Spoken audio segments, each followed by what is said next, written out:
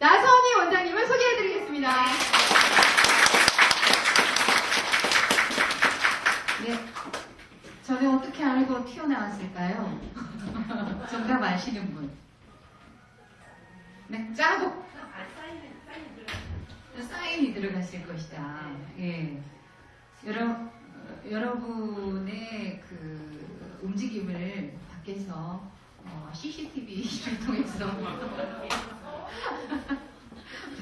보고 있었습니다. 저희 그 로비에 카메라 모니터 있는 거 보셨죠? 예, 이제 수업 광경을 그래서 보고 있었습니다. 그래서 저도 열심히 미나리 아저씨 하다가 이제 내 차례구나 하고 문 앞에서 기다렸어요. 반갑습니다. 오늘 공개 강좌에 와주신 여러분 다시 한번 환영의 말씀 드리면서 인사드리겠습니다. 저는 나선희입니다. 반갑습니다. 생각보다 많은 분들이 오셨습니다. 이건 제 생각이고요. 저희 직원들은 더 오실 줄 알았다고. 그래서 너희들이 인생 살아봐라고. 더 살아봐야 한다고. 인생 그렇게 호락호락하지 않다고. 이 정도면 충분하다고 제가 그렇게 얘기를 했습니다. 자, 그러면 이제 시간이 되도록이면 최소한의 시간으로 짧게 진행을 하려고 합니다. 그래서 특강 간략하게 진행하도록 하겠습니다.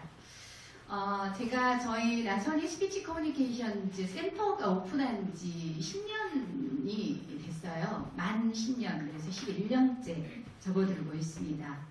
그럼에도 불구하고 사람들은 아직 모르는 사람들도 있더라고요. 그렇게 둔한 사람들도 있더라고요. 네, 여러분들은 어떻게 알고 오셨는지 대단하십니다. 네, 10년 정도 저희가 이 성인 스피치 프로그램을 매달 오픈을 합니다.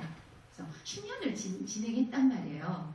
이제 여기 오셔서 제일 먼저 여러분들이 힘들어하는 부분, 상담을 하시는 내용 중에 가장 많이 나오는 내용이 오늘 제가 여러분들에게 말씀드리고자 하는 내용입니다. 자, 상담 오셔서 사람들이 제일 먼저 저는요 이런 증상이 있어요 라고 하는데 그게 뭘까요? 떨림. 그렇죠. 자, 왜 사람들이 말하기를 두려워하는가 제가 종합을 해봤더니 제일 먼저 사람들은 떨림증을 얘기를 합니다. 자, 어째서 뭐로 나왔는지 떨림증입니다. 10명 가운데 10명은 이 떨림증을 얘기하세요. 난 떨려서 죽겠다. 그냥 직장에서 또는 동료들하고 가족들하고 얘기할 때는 아무 문제 없고 또 친한 친구들 사이에서는 때로는 정말 말 잘한다는 얘기도 듣는데 또는 정말 유머러스한 사람이라고 정평이 나 있기도 한데 대중 앞에 가면 또는 낯선 곳에 가면 아니면 무슨 자리를 깔아주고 해보세요 라고 하면 그때는 떨림증 때문에 내가 갖고 있는 것을 다 얘기하지 못한다. 이렇게 얘기하시는 분들이 10명 중 10명이고요. 이제 좀 정도의 차이를 있습니다.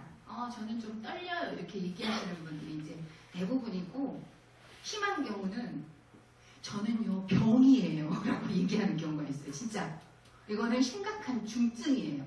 그리고 이제 상담을 하고 나서 그러면 저희 프로그램에 이제 공부를 하시면 도와드리겠습니다. 그러면 이 중증이신 분들은 저는 그렇게 할 수가 없어요.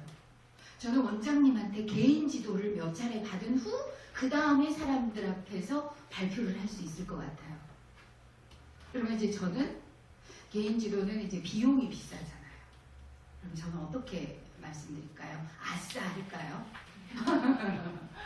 그러지 말고 누구나 마찬가지입니다.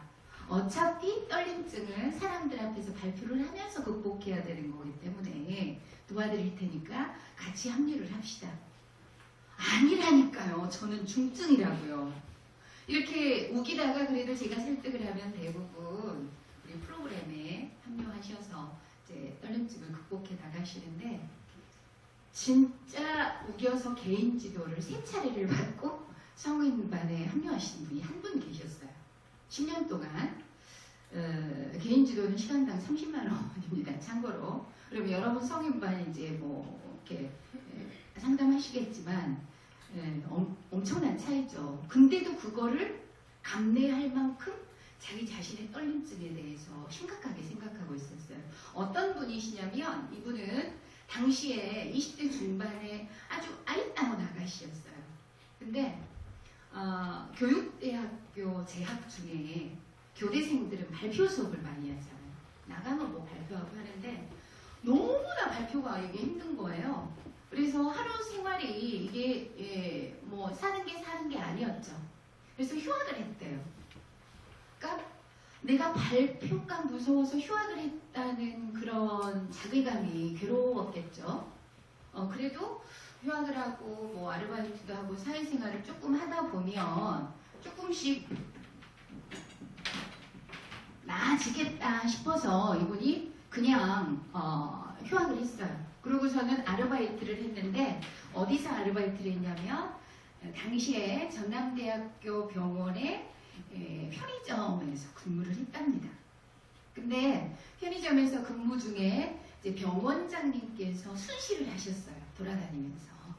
그리고 이제 뭐 직원들 격려도 하고 하는 업무도 물어보고 그랬겠죠. 근데 이제 그날은 이 직원한테 좀 어떻냐고 상황이 어떻냐고 하는 일은 뭐냐고 이렇게 물어봤는데 한마디를 못 해버린 거예요. 친구가 아무 말도 못하고 얼굴만 벌게져갖고 쩔쩔맨 거예요. 그리고 이제 병원장님이 나가고 나니까 그 담당 부서의 상관이 너 바보냐고 네가 하는 일을 왜 얘기 못하냐고 너한테 뭐 명연설을 하라는 것도 아니고 네 생활을 얘기하라는데 왜 그것도 못하냐고 그렇게 혼쭐을 나고 그 직장까지 그만뒀어요. 그러고서는 이제 이래서는 안 되겠다 싶어서 이제 울면서 저희 센터에 오신 거죠. 그러면서 이제 개인 지도 3차례 받고 해야 되겠다는 거. 그래서 억지로 이제 설득을 해봐도 안 돼서 그럼 그렇게 하자고. 그렇게 해서 이제 수업에 합류해서 진행을 한 경우가 있어요. 자, 이분의 이야기는 이따가 다시 하기로 하고요. 이게 바로 떨림증입니다. 자, 떨림증 때문에 대부분의 사람들은 더 잘 말할 수 있음에도 불구하고 제대로 자기 표현을 못하는 경우들이 많죠. 나는 떨리진 않는데요 하시는 분 손 들어보실래요? 아, 여기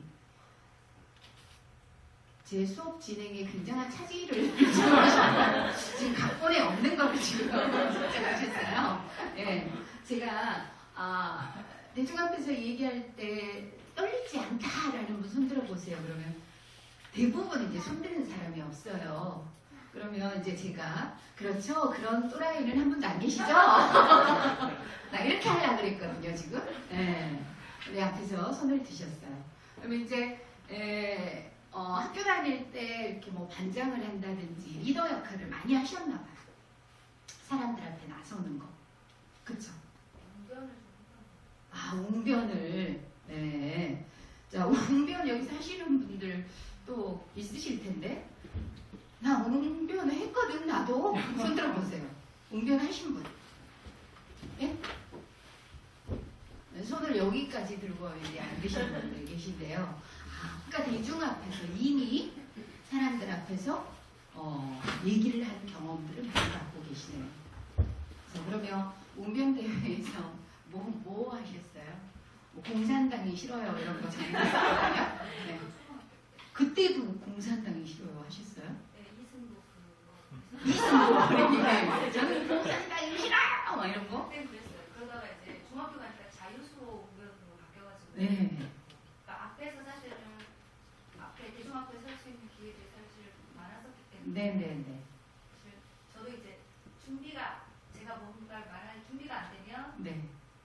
저도 떨리긴 해요. 제가 준비가 되거나 대부분 떨리지는 않아요. 네, 좋아요. 자, 그러면 떨림증은 없는데 나는 왜 여기에 앉아 있습니까?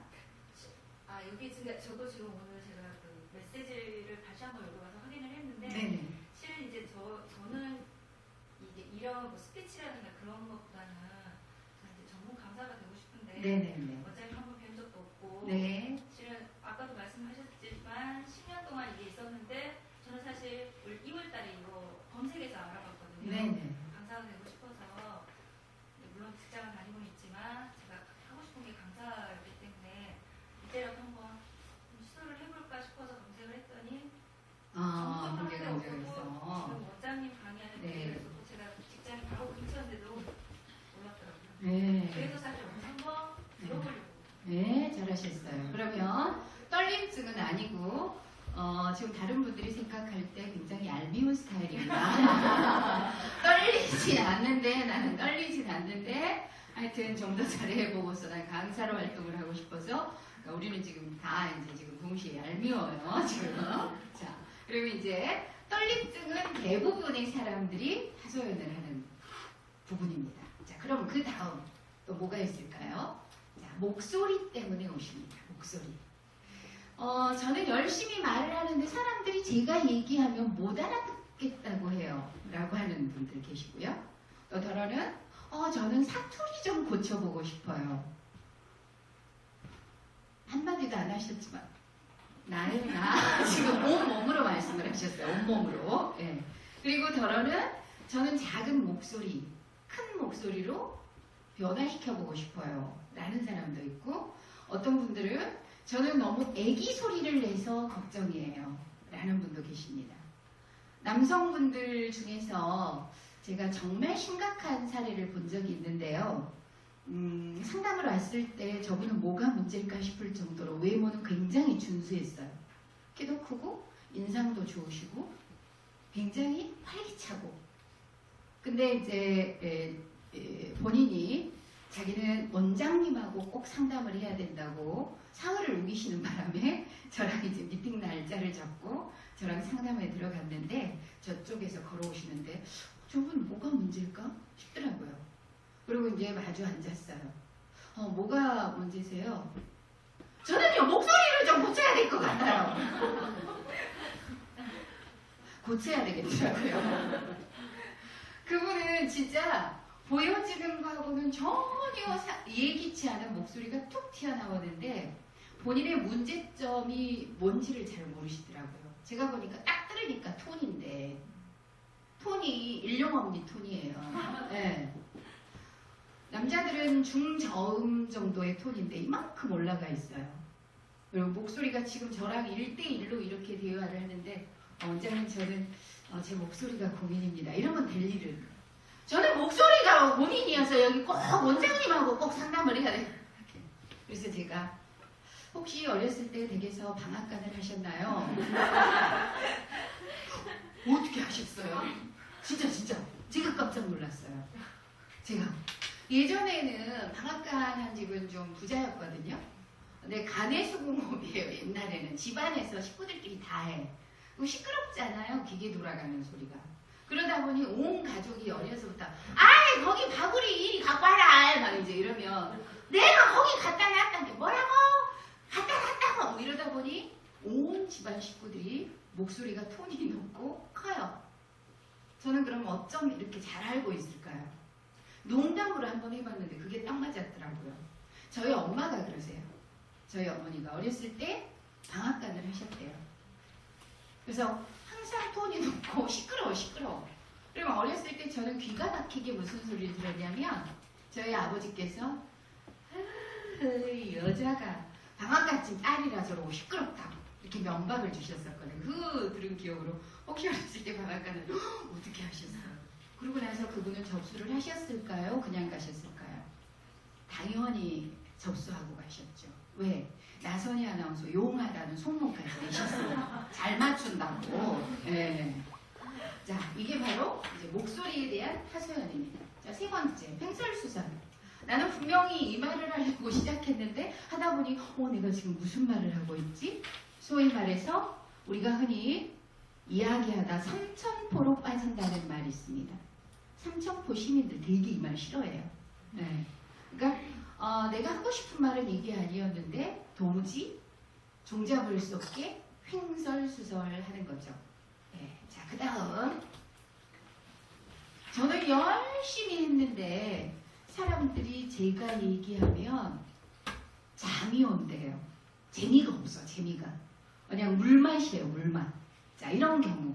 저는 좀 유머러스하게 이제 온몸으로 이렇게 반응하시는 분들이 방금 이 밋밋한 부분에서 두 분이 반응하셨어요. 두 분이. 난데요. 뭐 이런 반응. 자, 대부분 이렇게 종합이 됩니다. 그러나 떨림증에 대해서는 누구든지 하소연을 하십니다. 자, 그러면 이런 것들을 어떻게 해소를 시켜 나갈까요?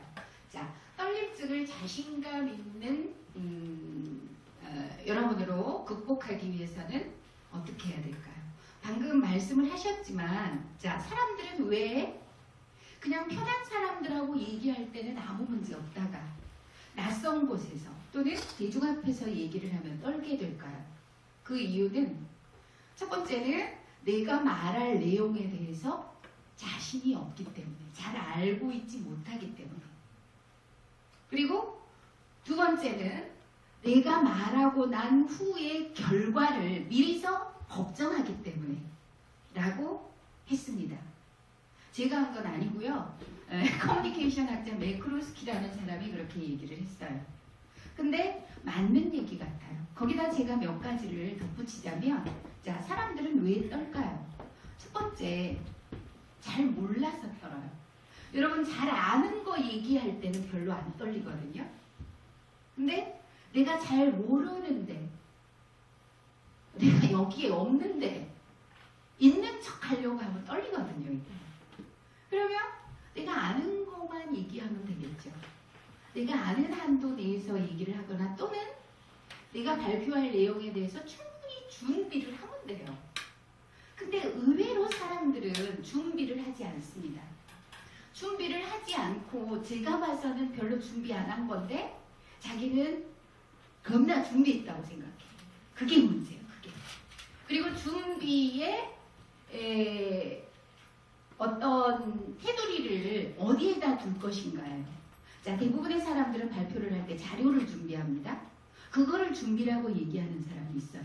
그거는 기본입니다. 기본. 그러면 그 자료를 준비해놓고 한번 쓱 읽어보고 사람들 앞에 나가서 발표를 하죠. 그리고 버벅거려요. 나는 정말 말하는 거 체질이 아니야. 당연히 쓱 한번 쳐다보고 어떻게 사람들 앞에서 유창하게 발표를 잘하냐고요. 저는 사람들이 그렇게 준비를 안 하고 대중 앞에 나가서 발표를 한다는 사실을 이 수업을 하면서 처음 알았어요. 처음. 연습해야 돼요. 준비해야 돼요.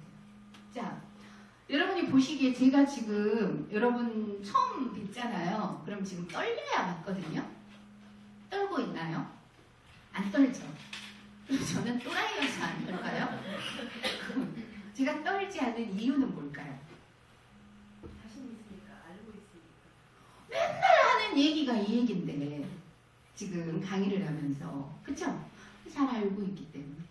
자, 그리고 매번 하는 일이 이 일이니까 뭐 여러분들이 나름의 직장 생활을 하면서 자기 전문 분야가 있죠? 그거 하면서 막 떠나요? 공무원이신 분 아침에 출근 딱 해서 컴퓨터 딱 켜고 이제 그날 해야 될 일 보면서 컴퓨터 저기 전원 켜면서 이거 너무 떨려 막 이러진 않잖아요. 그냥 늘 하는 일을. 그쵸?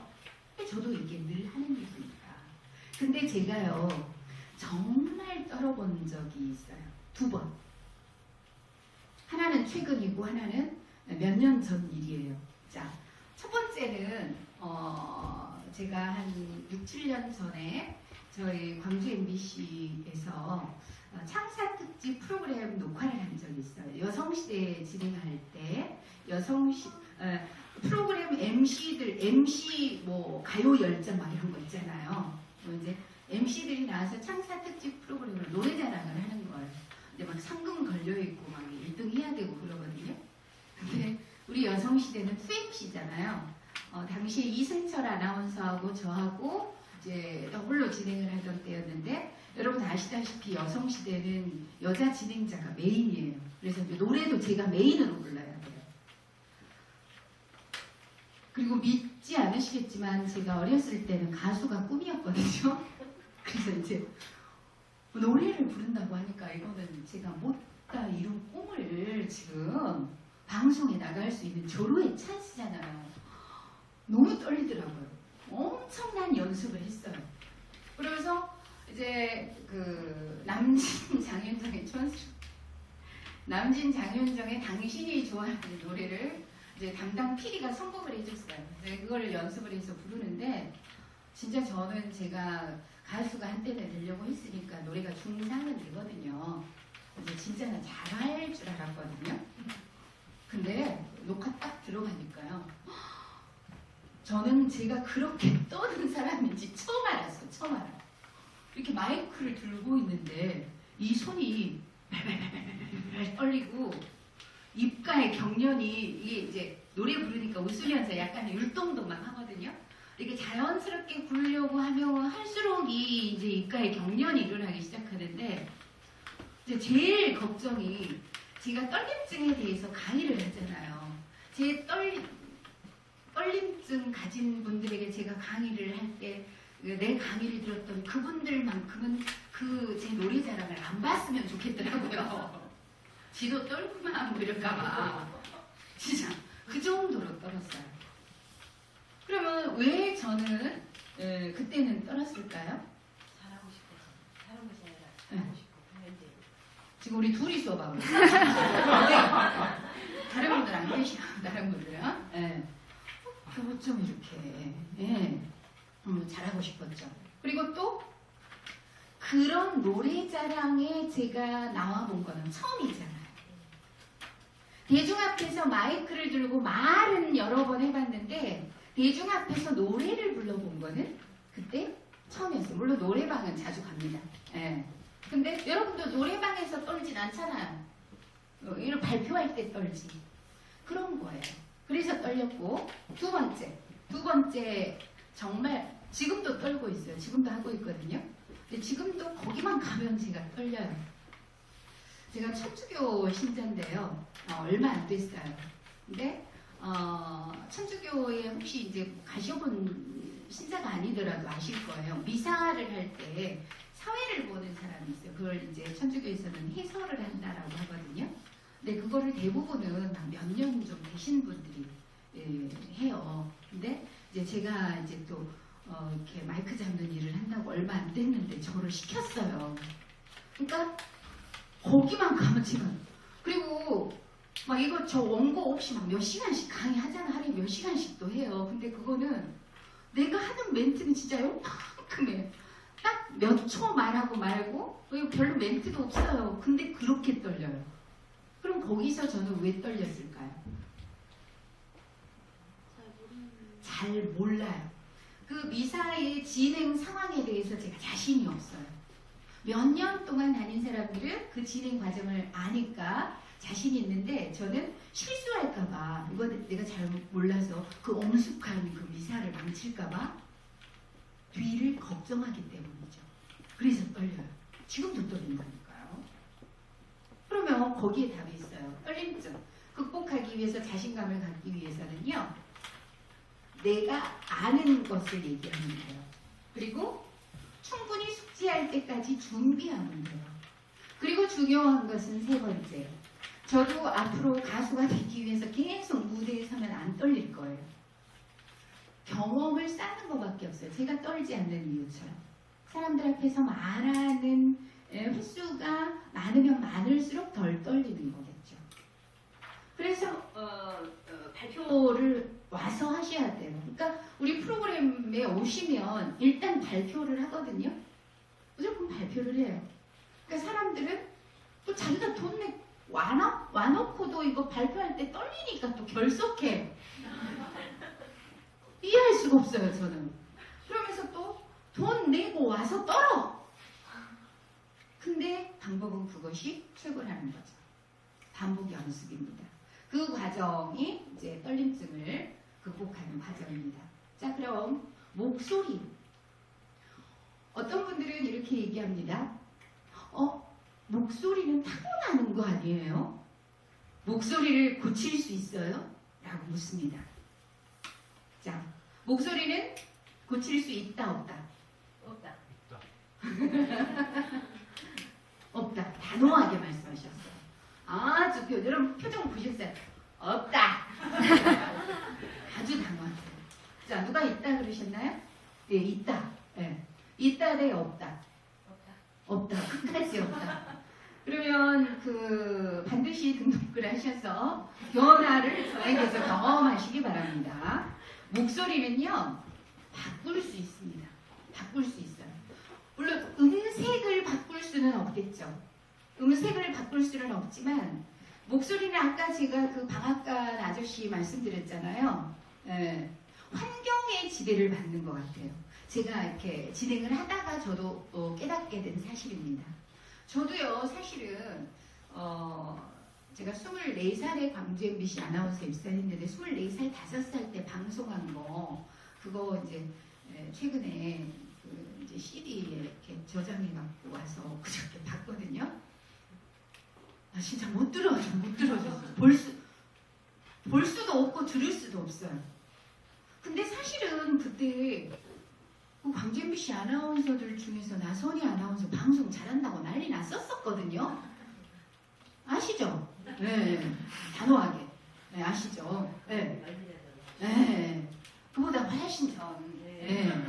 네. 그렇죠. 예, 제가 시집장가 보낸 쌍이 30쌍이 넘어요. 네. 그게 둘이 수업하고 있어요. 네. 그랬는데도 불구하고 지금 들으니까 너무 소리가 아니에요. 많이 달라졌어요. 네. 그러니까 방송하면서 많이 좋아진 거겠죠. 그리고 제가 이제 환경적인 영향을 받아서 방송할 때 목소리하고 이렇게 강의를 하기 시작하면서 목소리도 달라졌고 또 아줌마가 되어서의 목소리도 버전이 달라지는 거겠죠. 근데 환경의 영향을 받는다고요. 목소리 바뀝니다. 자, 다음에 저희 그 보이스 트레이닝 비포 애프터 혹시 들어본 적 없으신가요? 저희 홈페이지 오면 확인할 수 있어요. 진짜 불과 한두 달 사이에 사람이 바뀐 상황이 있어요. 저한테 살짝 물어보면 그 장본인이 누군지를 제가 알려드릴 수도 있습니다. 저희 조직 안에 있어요. 있습니다. 자, 목소리는 어떻게 아나운서 같은 목소리로 변화시킬 수 있다. 저도 저는 전라남도 한평에서 태어났습니다. 그리고 광주 전남을 한 번도 벗어나 본 적이 없는 제가 아나운서 시험을 보려고 했을 때 뭐가 문제였겠어요? 사투리. 어떻게 극복해요? 꾸준한 연습에 의해서 극복하거든요. 그러면 우리 광주 전남권의 사람들은 아나운서 못하나? 지금 우리 예비 방송인반에는 이런 훈련을 받고 있는 친구들이 있어요. 그렇게 해서 1년, 2년 꾸준히 해서 완전히 사람이 달라지는 과정을 여러분들은 확인할 수가 있을 겁니다. 목소리 달라질 수 있습니다. 이건 100% 달라질 수 있어요. 네. 의심이 많으시네. 아직도 표정이 그래도 설마 이런 표정. 네. 자, 그럼 횡설수설하는 말하기는 어떻게 고칠 수 있을까요? 자, 논리적으로 구성을 해서 말하는 연습을 하셔야 됩니다. 가장 기초적으로 우리 이제 회원들에게 논리적인 구성으로 말하기 위해서 저는 A, B, A 다시. 그러니까 시작을 A로 했으면 B로 다양한 이야기를 해주고 처음 시작하는 말과 연결을 해서 A 다시로 마무리를 짓는 3단계 스토리 구성법. 이거는 굉장히 단순합니다. 인사말하고 본론 얘기하고 마무리 얘기하고입니다. 그런데 이 처음과 끝이 연관관계가 있는 그런 끝인사와 첫인사말을 하면 굉장히 안정감을 주죠. 그래서 사람들이 볼 때 되게 말 잘한다. 뭔가 어필이 되는 느낌이 이런 구성에서 오는 겁니다. 근데 사람들은 별로 그 구성에는 신경을 쓰지 않죠. 근데 이것도 습관을 들이면 금방 좋아질 수 있습니다. 자, 재미가 없다. 밋밋해.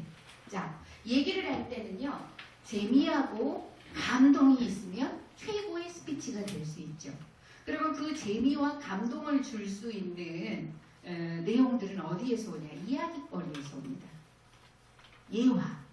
그래서 이야기거리를 많이 수집해 놓으면 적재적소에 따라서 이 상황에서는 이 얘기를 끄집어다가 쓰고 또 이 상황에서는 이런 얘기를 끄집어다 쓰고 그러면 이제 이런 이야기거리를 많이 내 파일에 저장할 수 있는 그런 생활 습관들을 저희는 또 프로그램 안에서 교육을 하고 있습니다.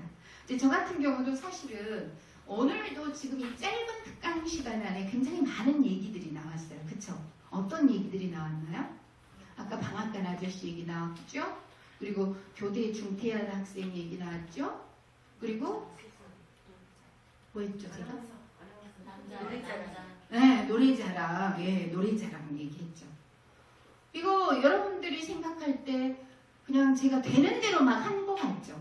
되는 대로. 근데 저는 다 제 파일에 떨림증에 관련된 이야기들이 아까 그 여학생 얘기를 비롯해서 몇 개가 저장이 돼 있어요.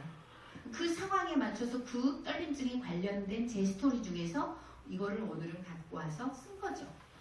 그리고 목소리에 관련된 얘기도 오늘은 그 방앗간 아들 얘기를 했어요. 이렇게 많은 이야기들 중에서 꺼내와서 쓰는 겁니다. 이런 게 있어야 사람들에게 어필이 돼요. 여러분들 오늘 제 공개 특강 듣고 나서 집에 가시잖아요. 그럼 막 제가 근사한 거, 스피치의 스킬 막 이런 거 하나도 생각 안 나요.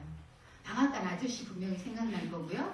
예. 그리고 노래자랑 생각날 거고. 이런 이야기가 생각이 나요. 이런 이야기들이 밋밋함을 없애줍니다. 자, 그러면 이제 좋은 발표를 하기 위해서 기본적으로 갖춰야 될 자세에 대해서 말씀을 드리도록 하겠습니다. 가장 중요한 것만 얘기하고 마무리 짓도록 하겠습니다. 먼저 발표는 시각적으로 어떤 게 필요할까요? 자, 자세, 태도, 표정, 제스처 보여지는 모든 것들입니다. 여러분들이 보시기에 자, 제가 앞에 이렇게 서 있는데 이런 주옥 같은 얘기를 제가 짝다리를 하고 얘기를 한다든지 이렇게 네. 그러면 어떨 것 같아요? 저런 싸가지 뭐 이러면서 별로 상대에 대해서 신뢰감을 갖지 못하겠죠. 그래서 이런 겁니다. 이제 녹화를 해서 여러분의 발표 모습을 모니터를 하거든요. 그래서 피드백을 드립니다. 근데 제가 수업을 진행하다가 느낀 건데요. 발표할 때 여기서 전체적으로 보면 저분은 정말 잘한다. 상담할 때 막 중분 소리 치더니 아이고 말씀도 잘하구만. 괜히 엄살이었네? 이런 생각이 드는 분들이 간혹 계세요. 그러고서 이제 녹화를 하잖아요. 그러고 모니터에서 이제 플레이를 시켜놓고 거기에서는 이제 분석을 합니다. 보여지는 거, 목소리, 제스처, 뭐 이야기 구성 이런 거 그야말로 저건 이제 다 분석을 하죠. 분명히 제가 여기에서 발표할 때 그냥 이렇게 볼 때 정말 잘한다 싶었는데 저기 가서 하나씩 살펴보니까 진짜 뭐 발표를 한 말의 내용이 아무것도 없어. 안녕하세요. 반갑습니다. 여러분, 저는 너무 떨려서 이 자리에 왔는데요. 저는 진짜 너무 떨려서 왔어요. 지금도 너무 떨리는데요. 어쨌든 만나게 돼서 반갑고요. 하여튼 서로 좋은 영향을 줬으면 좋겠습니다. 너무 반갑습니다. 그대로 갔어요. 한 얘기가 없어. 그냥 반갑다는 얘기밖에 안 했더라고요.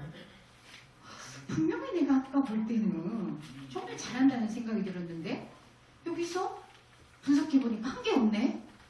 뭐야 이거? 왜 그랬을까요? 바로 시각적인 게 좋아서 그랬어요. 자, 들어왔는데 딱 나왔는데 일단 자세가 반듯하더라고요. 여자분이셨는데 그리고 일단 얼굴이 환해요. 이렇게 웃고 있어요. 보통 이렇게 웃고 있으면 자신 있어 보이잖아요. 그러고 나서 인사를 또 예쁘게 하시더라고요. 이렇게. 그러고 나서 안녕하세요. 저는 너무 떨리는데요. 진짜 반갑고요. 이렇게 한 얘기가 없어요. 근데도 표정이 밝으니까 잘한다는 느낌이 들었어요. 근데 보세요. 자, 똑같이 했는데 자. 좀 너무 떨려서 이제 떨려서 여기 왔거든요. 저 다음에 하면 안 될까요? 분명히 있어요. 근데 똑같이 말한 내용은 별로 한 얘기 없어요. 근데 아까는 자세가 바르고 정면으로 사람들을 응시하고 환하게 웃었을 뿐인데 방금 후자의 사람하고는 완전히 다른 느낌이 드는 거죠. 이게 바로 시각적인 효과예요. 시각적인 효과. 그래서 오늘 또 저는 공개 강좌에 여러분에게 좋은 이미지를 주기 위해서 시각적인 효과를 위해서 어제까지만 해도 제가 겨울옷을 입고 있다가 오늘은 봄옷을 입었어요. 봄옷을. 그리고 처음으로 검정 스타킹 말고 살색 스타킹을 신었어요. 그리고 이 인디안 핑크 구두 처음 나왔어요. 검정색 막 부츠 이런 거 신다가 시각적으로 여러분 보시기에 좀 산뜻해 보이지 않나요? 맞아요. 시각적으로 별로 그런 긍정하는 표정 같지가 않아요. 네. 박수 크게 막 맞아요 막 이러면 제가 진행하고요. 안 그러면 안 하려고요. 맞습니까? 억지로. 자, 이게 이제 시각적인 건데, 자, 그 다음에는 청각적인 부분. 바로 목소리 부분입니다. 그리고 세 번째가 심리적인 부분입니다. 자, 다시 한번 하나씩 살펴보겠습니다. 시각적인 건 자세, 표정, 동작, 시선. 방금 제가 설명을 드렸던 부분이죠. 그리고 이제 청각적으로는 목소리, 발음, 억양, 사투리 이 모든 부분이 점검이 되어져야 되겠죠. 자, 그리고 이제 심리적으로는 이게 이제 중요한데요. 저는 사람들 앞에서 말을 할 때는 3의를 갖춰야 된다고 생각합니다. 첫 번째, 성의예요. 성의는 뭘까요? 정말 정성을 다해서 얘기해야 돼요. 정성을 다해서. 최고보다는 최선을 다해라라는 얘기가 있잖아요. 그러니까 스피치도 마찬가지인 것 같아요. 정말 중요한 일을 앞두고는 특히 그렇습니다. 뭐 면접이라든지 또 영업을 해서 상대방을 설득해야 된다든지 또는 실에게 뭐 예비 시어른한테 점수를 따야 된다든지 이럴 경우에는 정말 제가 최선을 다하겠다는 자세가 보여야지 상대방의 마음이 움직이는 거거든요.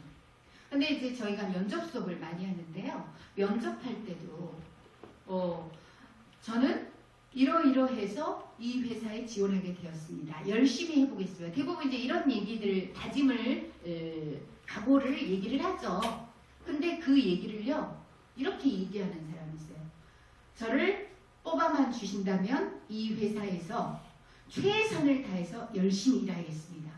이러지 않고, 저는 정말 적극적인 사람인데요.